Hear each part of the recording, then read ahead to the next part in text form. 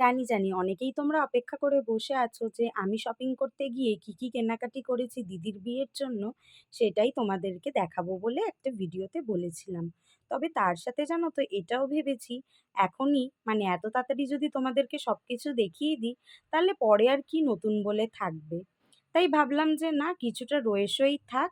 বিয়ের সময় যখন পড়বো মানে দিদির বিয়ে বলে কথা, যখন দিদির বিয়ের দিন পড়বো তখনই তোমাদেরকে বলবো যে আমি কোন জিনিসটা কখন কিনেছি। আর এই যে শপিং করতে বেরিয়েছি এটা জানো তো এক্কেবারে হুজুকের বশে। মানে কোনো একদিন সকালবেলা ফ্রেশ হয়ে টিফিন খাচ্ছিলাম আর আমার মা হট করেই বলে ওয়েদারটা বেশ ভালো আছে চল কেনাকাটি করে আসি। তাই বেরিয়ে পড়েছিলাম।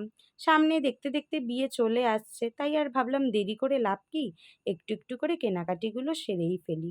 আর কোনো একদিন সকালের কথা উদ্দেশ্য করে এই জন্যই বললাম, কারণ ভিডিওটা আমার যদ্দূর মনে পড়ছে ২ সপ্তাহ আগের ভিডিও। তবে ডেটটা আমার মনে নেই। কারণ ওই যে বললাম হুট করেই চলে গেছিলাম। অত কিছু আর খেয়াল করিনি। গেছিলাম বড়বাজারে কেনাকাটি করতে। ঠিক ২০২৩ এ আমার এখান থেকেই জানো তো বিয়ের সমস্ত কিছু কেনাকাটি করেছিলাম। আর এখানে আসলে না শাড়ি দেখলে মনটা এত ভালো হয়ে যায় যে কি বলবো। কোনটা ছেড়ে কোনটা নেবো সত্যি কথা বলতে ভেবেই পাই না। আর এই কাতান বেনারসিটা না আমার ভীষণ পছন্দ হয়েছিল।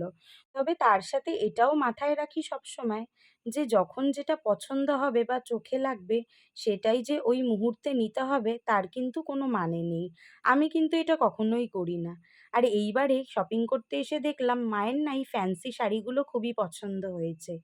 তার উপরে এই একটা যেটা আমি নিজের গায়ে ফেলে দেখছিলাম। ১ম এ তো এটা আমার খুব একটা ভালো লাগছিল না।